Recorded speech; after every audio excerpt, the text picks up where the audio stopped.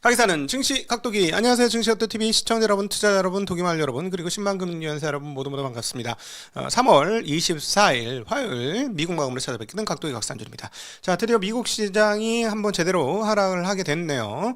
자, 하락한 이유는 뭐 여러 가지가 있겠습니다만 일단 표면적인 거는 관세가 무효가 돼서 지난 주말에 상승했던 부분이 관세 다시 15% 올리겠고 방법이 여러 개 있다라고 얘기한 트럼프 대통령의 발언에 실망하고 혼란스러워하는 그런 양상입니다. 시장이 전반적으로 미국 시장에 대한 자신감이 과거보다 많이 떨어지는 흐름입니다. 그러나 오늘 전체적인 분위기를 보면 위험자산이 좀 하락을 했고, 그 중에서도 소프트웨어 업종의 하락이 매우 두드러진 날이었습니다. 그리고 반도체 업종까지도 그 파고가 밀어닥친 상황이었다라고 볼 수 있겠습니다. 자, 보시면 마이크로소프트가 3.2%나 빠졌죠.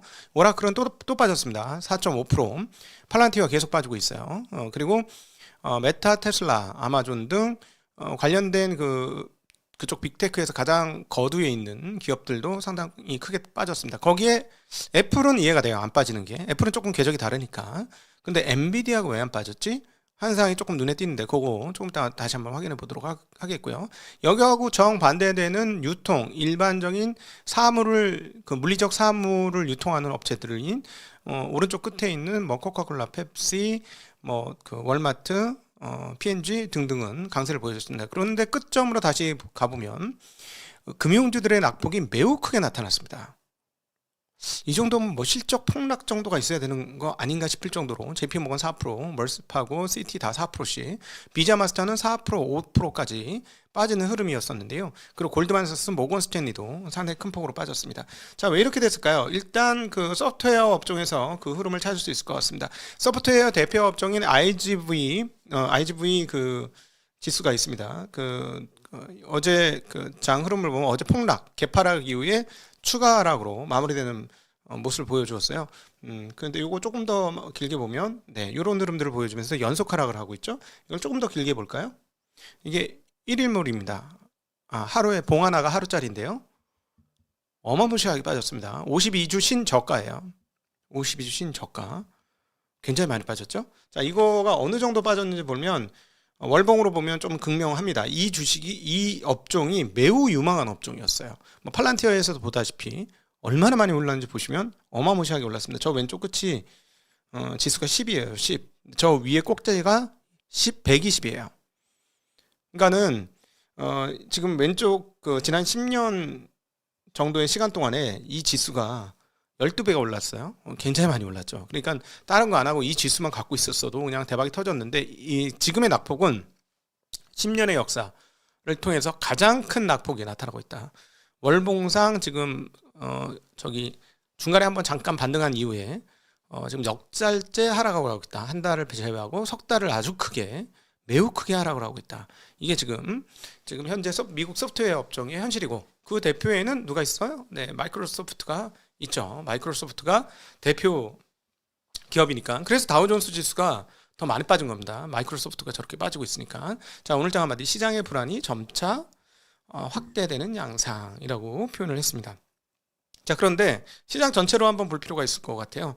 그러면 나스닥 지수도 이 상황이냐 하는데, 나스닥 지수는 아직 그 어떤 버팀목 속에 있습니다. 그러니까 박스권 가운데 있어요.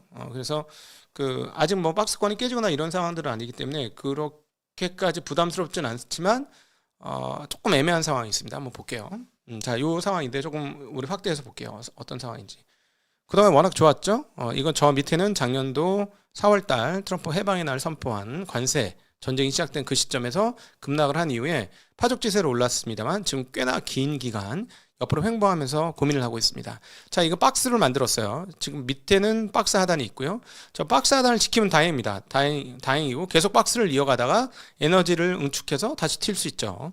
자, 그런데 이제 박스를 밑으로 깨면 또 그것도 골치 아파요. 왜냐하면 박스가 생각보다 좀 길었어요. 그렇죠? 박스가 좀 이런 경우, 뭐 저는 뭐 기술적 지표는 그렇게 신뢰하진 않지만 생각이 긴 횡보는 그 다음에 방향성이 정해지면 꽤 큰 방향성이 나올 수 있다는 거 기억하시면 좋겠습니다. 지금 대략 작년도 10월 이후로 박스에 머물러 있습니다. 작년 10월까지 너무너무 좋던 그냥 파죽지세 시장이 10월 달을 고점으로 해서 계속 그 안에서 움직이는 흐름들을 보여주고 있는 게 특징적이다라고 볼 수 있겠습니다.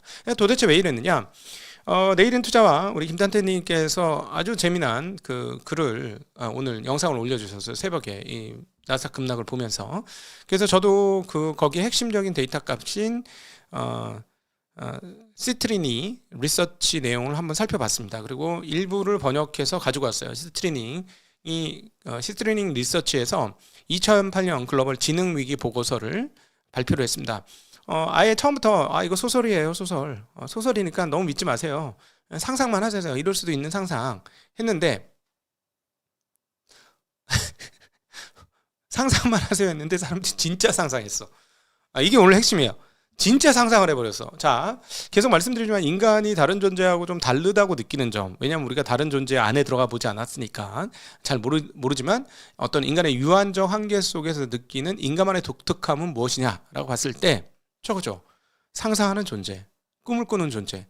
이가 인간의 어떤 독특한 존재 양상 아니겠습니까? 그러니까 그리고 그 꿈을 꾸거나 상상하는 것이 가장 극명하게 반영되는 곳이 어디다? 주식시장이다. 주식이 현재 가격을 가지고 트레이딩하는 것이 아니라 미래 가격을 가지고 현재에서 트레이딩하는 어떤 구조를 가지고 있는 게 주식시장이지 않습니까? 그러다 보니까 이게 이제 미래를 상상하니까 그 상상을 그냥 현실에 담아 버린 거지. 오늘 그 시장이 벌어진 게 미국 시장이라고 볼 수 있는데 참 재미난 소설 같은 걸 썼어요. 소설 같은 건데 뭐 다 읽어드릴 수는 없지만 한번 나중에 읽어보시면 좋을 것 같습니다. 요즘 번역기가 워낙 잘 돼 있어가지고 아무리 영어라도 번역하면 그냥 한국말로 읽어봐도 이렇게 썼구나 이렇게 슬쩍 비교해 보면 심 하나도 안 듭니다. 여러분들 직접 찾아보실 수 있어요. 자, 여기서 했던 얘기를 그대로 한번 읽어보도록 하겠습니다. 소설입니다. 2020년 10월까지 지금 10월 아니잖아. 그러니까 소설입니다. 2026년 10월까지 S&P 500은 8,000선을 코앞에 두고 있었고 나스닥은 3만 포인트를 돌파했습니다. 인간의 일자리 대체로 인한 첫 물결의 해고의 물결이 이거 번역 잘못했네. 해고의 물결이 2026년 초에 시작됐고 해고라는 건 원래 그래야 하는 일을 했습니다. 마진은 확대됐고 실적은 예상치를 상회했으며 주가는 급등했습니다. 기록적인 기업이익은 그대로 AI 컴퓨팅으로 재투자됐습니다. 주요 지표는 여전히 훌륭했습니다. 자, 명목 GDP는 연한산 5% 이상의 성장률을 지속적으로 기록했습니다. 생산성은 폭발적으로 증가했습니다. 시간당 실질 생산량은 1950년대 이후 처음으로 급증했는데 이는 잠도 자지 않고 병가도 없으며 건강보험도 필요 없는 AI 에이전트들 덕분이었습니다. 요 다음부터가 핵심이에요. 컴퓨팅 자산 소유자들은 노동 비용이 사라지면서 재산이 폭발적으로 증가했습니다. 반면 실질 임금 성장은 붕괴했습니다. 행정부가 기록적인 생산성을 자랑했음에도 사무직 노동자들은 기계의 일자리를 빼앗기고 더 낮은 임금의 역할로 내몰렸습니다. 소비자 경제에 균열이 생기기 시작하자 경제 전문가들은 고스트 GDP라는 표현을 대중화했습니다. 즉 국가 회계에는 나타나지 않지만 국가 회계에는 나타나지만 실제 경제에는 절대 순환하지 않는 산출물을 뜻합니다. 무슨 말이냐면 한 번 돈을 쓰면 더 이상 그 뒤에 얘기를 할게요. 자, 노스다코타의 단일 GPU 클러스터가 맨하탄 미드타운의 10,000명 사무직 노동자에 해당하는 산출물을 만들어내는 것이 경제적 만병통치약이 아니라 경제적 팬데믹에 더 가깝다는 사실은 처음부터 명백했어야 했습니다. 화폐 유통 속도는 정체됐고 당시 GDP의 70%를 차지하던 인간 중심의 소비자 경제는 시들해졌습니다. 기계가 재량 소비재에 얼마를 지출하는지 물어보기만 했어도 얼마를 지출할까요? 기계가 먹고 쓰는데 지출 안 하죠. 자, 우리는 더 일찍 알아챘을 것입니다. AI 능력 향상이 기업의 노동자 수 감소로 연결되고 그리고 이것이 결국 사무직 해고를 증가시키고 실직자들은 지출을 감소시키고 마진 압박으로 인해서 AI로 인한 생산성 혁명이 더 필요했고 그래서 AI 투자를 더 하고 그래서 AI 능력이 향상되고 그로 인해서 또 노동자가 필요 없게 돼서 노동자를 감소시키고 그래서 사무직 해고가 늘어나는 이 순환 사이클로 인해서 고스트 GDP가 생긴 것입니다. 라는 내용의 얘기와 그 뒤에 쫙 내용들이 나와요. 이거 어, 둠스피아다, 그죠? 둠스피아. 근데 여기서 이제 핵심이 뭐였냐면 AI 에이전트 얘기가 나왔습니다. 자, AI 에이전트에 의해 저격을 당한 것이 바로 오늘 소프트웨어 업종들인데요. 가장 제가 보기엔 심각한 타격을 입을 영역이 바로 떠오르는 게 우리 단태님도 얘기하셨지만 그게 맞는 것 같습니다. 중개업을 하던 애들이 아주 작살이 날 것 같아요. 그러니까 아예 뭐 완전히 자리 잡은 애들은 모르겠는데 예를 들어서 여행 뭐 트립닷컴, 호텔닷컴, 그다음에 뭐 그 우리 무슨 이츠, 그다음 배달의 민족 뭐 이런 것들 있잖아요. 이런 것들이 어떻게 될까? 자, 이렇게 되겠지. 이제 그 배달 앱을 쓰니까 돈을 너무 많이 주고 해서 너무 열받아가지고 조금 큰 가게들은 컴퓨터 시스템 하나 제대로 해가지고 에이전트 AI들이 자기를 호출할 수 있도록 컴퓨터 설계를 해. 그러면 쿠팡이츠나 뭐 예를 들어 배달의 민족 같은 거 안 이용하고 에이전트 AI가 바로 자기를 찝을 수도 있지. 가격이 상대적으로 좀 싸게 배달을 해준다면 배달비 주는 만큼을 따르게 자기네 그 상가 연합 배달 플랫폼을 만들어가지고 한다면 어떻게 될까요? 그러면 어쩔 수 없이 어떻게 되죠? 배달의 민족이라든가 쿠팡이츠는 어떻게 해야 되죠? 자신들의 마진을 꺾어야 되겠죠. 네, 마진을 꺾어야 될 겁니다. 그러니까 이 중개하는 업체들이 에이전트 AI 쪽에 주타겟이 될 가능성이 매우 높다. 그거는 그럴 것 같아요. 그러니까 지금 이 상황은 뭐냐면은 AI가 실제로 소프트웨어 업체 중에 상당 부분들한테 타격을 좀 입힐 가능성이 좀 있다. 자, 그럼 이렇게 되면 구조가 어떻게 되냐면요. 사람 손을 쓰는 그 컴퓨팅 서비스직은 대단한 타격을 입고 컴퓨터가 알아서 하니까 뭐냐면 컴퓨팅 자체에 대한 수요는 그대로 살아남는 그런 상황이 올 가능성이 있다. 라는 거죠. 예, 얘네들의 글은. 자, 그런데 이게 현실화 될지 여부는 가봐야 되겠어요. 가봐야 되겠는데, 저도 이제 조만간 이걸 좀 써봐야 되겠네. 왜냐면 저같이 그 어떤 컴맹인 사람한테 딱 좋은 거거든. 컴맹이 뭐예요? 그러니까 제가, 천치는 아니잖아요. 그냥 바보 천치는 아닌데, 컴퓨터 앞에 서면 바보 천치가 되잖아요. 왜냐면 이 툴을 다루는 법이 너무 어려운 거야. 이 컴퓨터 언어라는 게 나한테 너무 어려운 거죠. 그러니까 예를 들어 내가 외국인 앞에 서면 hello, welcome to Korea, nice to meet you, okay, okay, thank you, goodbye 이렇게 되는 거잖아요. 외국인 만나면 제가 그쵸? 근데 만약에 얘가 한국어를 잘한다고 해봐. 안녕하세요. 한국 주식에 관심 있으세요? 네, 한국 주식은 요즘에 이렇게 저렇게 이렇게 해서 이렇게 저렇게 이렇게 나가고 있어요. 제 말 다 알아듣시네. 그럼 조금 더 어려운 얘기를 해볼까요? 이렇게 이렇게 해서 저렇게 저렇게 저렇게 돼요. 설명할 수 있죠. 근데 뭐죠? 뭔가 이렇게 바벨적 그 장벽이 있는 거잖아. 바벨탑 장벽이 내 앞에 딱 있는 거잖아. 그게 이제 일종의 언어 세계의 다름이죠. 다른 언어 세계죠. 컴퓨터 언어 세계로 이게 이제 벽이 있는 거고, 그다음에 일반 언어 세계에 벽이 있는 거잖아요.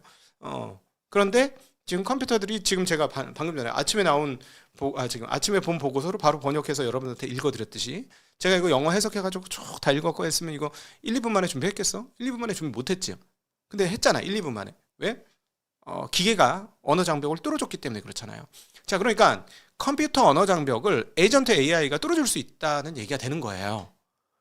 자, 그러면 어떻게 되는 일이 벌어지냐? 자, 여기서 여러분에게 꼭 추천드리고 싶은 다큐멘터리가 하나 있습니다. 우연히 제가 오늘 이 방송을 하려고 해서 그랬는지 모르겠는데 왜 그랬는지 모르겠는데 알고리즘을 잡혀갖고 어제 우연히 하나 본 게 AI 이후의 바둑 세계라는 다큐멘터리가 있었어요. 그거 한번 꼭 보셨으면 좋겠어요. 근데 마지막 이세돌 구단의 발언이 저는 딱 듣고 정말 그렇겠네. 매우 놀랐는데 지금 어느 정도냐면 바둑 세계에서 제일 바둑을 잘 두는 사람은 어떤 사람이다? AI처럼 바둑을 두는 사람이다. 그러니까 뭐 아마 몇 단이 돼도 AI하고 싸움 딱 시작하면 뭐 벽을 느낀다는 거예요. 철벽이래. 실수가 없다는 거예요. 실수가 없대. 어떤 그 바둑기원의 고수가 저기다 두면 어떡하지? 하면 딱 저기다 둔다는 거야. 아주 철벽이라는 거죠. 그러면서 이세돌 구단이 했던 아주 재미난 얘기가 있습니다. 어, 바둑 기사들의 실력이 어떻게 양극화되고 있느냐? AI를 잘 쓰는 바둑 기사들은 훨훨 날아서 최강 실력을 보이게 되고 AI를 제대로 활용하지 못하는 사람은 점점 실력이 떨어져서 아예 프로로서의 그 어떤 자격 갖추기도 어려워진다. 이런 얘기를 합니다. 그러면서 중간에 한 교수가 얘기해요. 그 1, 2, 3, 4급 수준에서는 AI 바둑 기사가 하는 이야기를 제대로 정확하게 이해할 수 없다. 그러나 고급 바둑 기사가 되면 프로 기사가 되면 얘가 무슨 이야기를 하는지 좀 이해가 되고 얘가 무엇을 원하는지 파악하게 된다. 그래서 그것과 자신을 맞추게 되면 그 사람의 실력이 월등하게 높아진다. 이 얘기를 합니다. 이거 아주 무서운 얘기인데요. 뭐냐면 그동안에는 자산에 의한 양극화가 굉장히 심했는데 이제 어떤 세계가 벌어질 거냐면 자산 플러스 기술에 의한 양극화가 보다 빠른 속도로 우리 앞에 다가왔다라는 이야기가 되는 거겠죠. 사실은 뭐 이미 그런 세계가 왔었습니다. 그리고 뭐 자산으로 양극화의 끝단에 이른 사람을 워런 버핏이라고 볼 수도 있고, 그다음에 이제 자산 플러스 기술로 인한 양극화의 끝단으로 볼 수 있는 게 미국의 빅테크 수장들과 차이로 볼 수 있고 그렇게 되는데 이제 더 자산과 기술을 잘 결합한 이 컴퓨팅 파워가 또 양극화의 중요한 요소가 될 것이다라는 그런 결론이 나오죠. 이 보고서를 보면. 근데 투자자들이 이 미래에 대해서 오늘 반영한 겁니다. 네, 반영한 겁니다. 자, 그런데 일부 하드웨어 주식은 그래서 생존을 한 거죠. 앞서 잠깐 말씀드렸지만 컴퓨팅 파워를 많이 들고 있는 사람이 이 싸움에서 이길 수 있다. 라는 상황이 된 것이고요.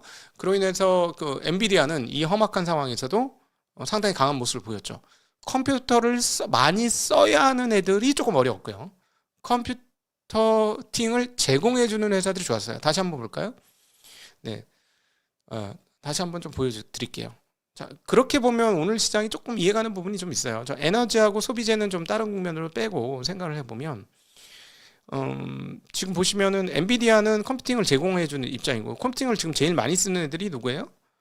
제일 돈을 많이 쓰고 있는 게 메타, 아마존, 테슬라 뭐 이런 회사들, 마이크로소프트 이런 애들이잖아요. 그리고 앞서 중개업을 하는 애들이 작살난다라고 말씀드렸는데 중개업의 대표가 어디입니까? 은행입니다. 은행, 증권, 카드, 보험 이런 데죠. 그쪽이 작살났죠.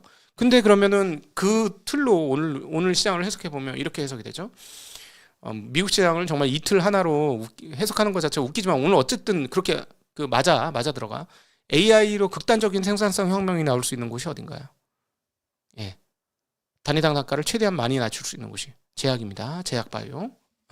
제약바이오 주가가 제일 많이 올랐어. 그죠? 오늘 어떻게 뭐 이렇게 앞뒤 그 좌우 이렇게 문맥이 딱딱 맞아 들어갑니다. 외국어로 아다리가 딱딱 맞아요. 지금 오늘 장이 그런 좀 그런 것들이 잘 맞는 시장이었다라고 볼 수 있겠습니다. 자, 일단 이 흐름이 어디까지 갈지는 좀 지켜봐야 되겠습니다만은 한국 주식 가지신 분들은 우리는 하드웨어의 나라예요. 대만, 한국은 하드웨어의 나라입니다. 네, 그래서 이 흐름이 그대로 우리는 좀 안타깝게도 소프트웨어 업체, 훌륭한 소프트웨어 업체가 별로 없음과 더불어 상장된 회사도 별로 없습니다. 그래서 뭐 한국은 크게 걱정하지 않으셔도 될 것 같은데 어떤 저 심리 있잖아. 심리가 넘을 수 있다. 심리가 넘을 수 있다라는 점은 기억하셔야 되겠고 또 하나 우리가 계속 느끼듯이 미국에서 물린 돈 한국에서 찾아간다. 한국에서 뽑아 쓴다. 이거는 뭐 계속 동일한 궤적인 거죠. 일반인들은 한국 주시장 좋아서 계속 ETF로 투자를 하고 돈을 계속 담아놓고 그 다음에 레버리지 써서 투자하는 전문 투자가들 뭐 헤지 펀드들은 지금 돈 떨어져가지고 미국 시장에서 돈 떨어졌으니까 빨리 돈을 메꿔 넣어야 되니까 한국 주식에서 먹은 거 팔아가지고 이동할 거고 삼성전자 하이닉스 팔아서 이 궤적은 계속해서 이 순환고리는 계속해서 될 것이다.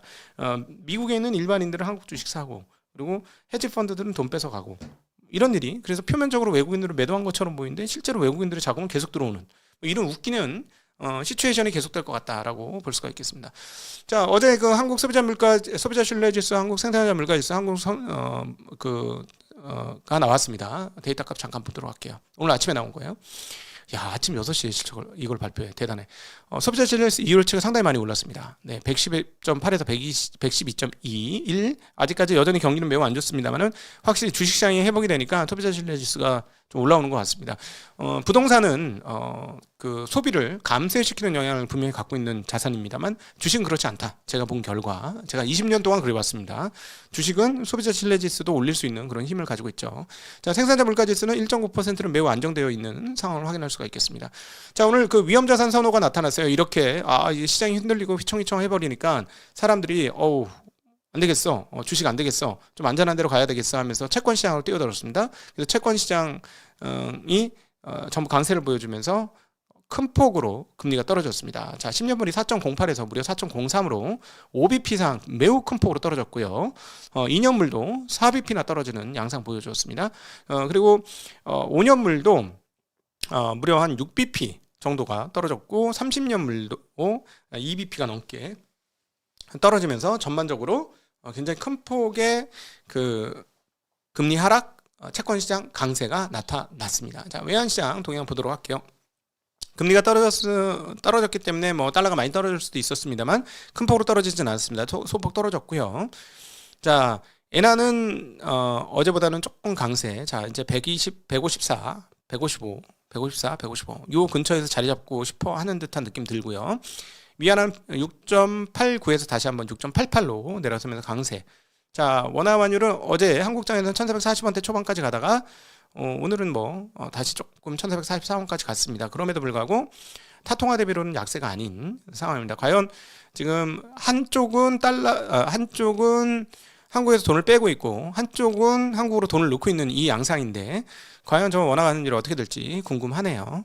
자, 다음으로 원자재 가격까지 보도록 하겠습니다. 안전자산 선호가 나타나면서 달러와 은값이 상당히 큰 폭으로 상승하는 점이 오늘 원자재에서 가장 눈에 띄는 대목이었습니다. 이란과의 대치 국면은 지속하고 있습니다만 큰 폭의 변동 없는 유가 흐름들이 나타났습니다. 자, 오늘 여러분들하고 또 함께 봐야 될 대목이 우리나라 이제 10일마다 또 수출입 상황들을 발표를 해줘요. 그래서 그것들을 한번 봐야 되는데 수출입 상황들 보면 지금 한국이 엄청 좋구나 하는 거를 다시 한번 느낄 수 있는 그런 흐름들이 나타나고 있습니다. 저기 어제 정책 자료가 나왔는데요. 네, 한번 보도록 하겠습니다. 네, 자, 네, 연결해 주세요. 네, 지금 저 중간에 보시면 되게 준 것처럼 보이는데 2월 달에 뭐가 있었죠? 우리 잠깐 벌써 2월 말인데 중간에 뭐가 있어서 그랬죠? 네, 저기 있어서 그렇습니다. 그 설날이 있어서 그래서 26년도 보실 때에는 저 밑에 치를 좀 보셔야 돼요. 숫자 가로 안에 있는 거 증가폭이 어떻게 되느냐. 수출이 지금 1월달 1일부터 20일까지는 전년 대비 14.8% 증가했는데 지금 올해는 얼마가 증가했냐면 지금 2월달은 얼마가 증가했냐면 보시면 23.5% 증가했습니다. 자, 바꿔주세요. 네, 23.5% 오른쪽에 보시면 23.5% 그리고 연간 누계는 29.5% 증가했어요. 굉장히 큰 폭의 증가죠. 자, 저 100만 달러 단위입니다. 자, 100만 달러 그러니까 금액이 늘었다는 건 뭐죠? 가격이 계속 좋다는 얘기가 됩니다.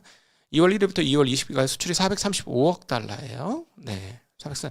근데 저때 설날이 좀 끼었으니까 그러면 마지막까지 어떻게 될지 한번 확인해 보시면 되는데 자, 여기 보시면 동기간 수출 실적이 어떻게 된다? 최대 실적이다. 자, 지금 오른쪽 끝이 지금인데요. 과거 이렇게 데이터 값을 보면 지금 정도로 된 적이 없다. 그쵸? 그다음 두 번째로 높았던 건 작년도 12월 달이었다. 이게 결국은 대부분 반도체 가격 때문이다 라는 거 알 수 있죠. 그 다음 또 뒤에 한번 보도록 하겠습니다. 역시나 전년 동기 대비 반도체가 진짜 134%, 석유는 10.5%, 컴퓨터 주변기기 이것도 반도체와 관련된 거니까 129%, 승용차가 많이 빠졌습니다. 26% 빠졌습니다. 그래서 그 밑에서 보시면 파란 줄로 쭉쭉쭉쭉 올라가는 게 지금 반도체 수출 추이 흐름입니다. 굉장히 빠른 속도로 굉장히 빠른 속도 151억 달러야. 와. 진짜. 그래서 자동차에서 좀 빠졌죠. 29에서 26으로 빠졌는데도 불구하고 반도체에서 107에서 151억으로 엄청나게 올랐습니다. 자, 그러면 보시면 미국으로 수출을 안 하는 게 대부분 다 그 밑에 보시면은 대만에 어마무시하게 늘잖아요. 저기 다 HBM 같은 거 다 대만에 파는 거잖아요. 대만에 팔아도 대만에서 조립해가지고 엔비디아한테 넘어가는 거 아니겠어요? 아니면 대만에서 조립해가지고 필요한 나라로 그 GPU, HBM 세트를 보내는 거고. 자, 그러니까 지금 저렇게 대만에 많이 늘었고, 자, 중국 쪽으로도 아마 조립 회사들이 있을 테니까 그렇게 넘어갔고, 그래서 미국보다 왜 대만이 많이 늘어났나 보면 뭐 그렇다고 보시면 될 것 같습니다. 네, 자, 뭐 이 정도로 뭐 정리하면 될 것 같으네요. 네, 이 정도로 정리하면 그래서 수출 상황들은 여전히 매우 좋다, 매우 좋으니까 한국은 데이터 값은 되게 좋고 EPS 증가도 2월 달에 실적 데이터 보면 전년 대비 더 늘어났고 역대 최대치 흐름이 2월 달에도 나오고 있기 때문에 EPS 증가에 의한 한국 시장 자산 가격, 특별히 주식 가격의 부담은 상당히 덜하다라고 보시면 되겠습니다. 한국에서 지금 부담이 시작된 것은 PBR 밴드입니다. PBR 밴드는 1.9배까지 올라와 있기 때문에 되게 부담스럽습니다. 그건 부담스러운데 PR은 삼성전자 하이닉스가 너무 역대급으로 지금 실적을 내고 있어서 비싸지 않은 상황이다라고 볼 수 있겠습니다. 단 그 두 회사를 빼고 또 생각을 한다면 다른 주식은 또 싸진 않죠. 그렇기 때문에 다른 주식 쪽에서는 철저하게 가격적으로 잘 선택해서 접근을 하셔야 된다는 것도 기억하셔야 되는 대목이 아닌가 싶습니다. 네. 자, 오늘도 함께 해주셔서 진심으로 감사하고요. 네. 과연 오늘 숨고르기를 하게 될지 아니면 강세장의 면모를 그대로 보여줄지 또 한번 지켜봐야 될 대목이 되겠습니다. 오늘도 함께 해주셔서 진심으로 감사합니다. 행복한 하루 되세요. 안녕.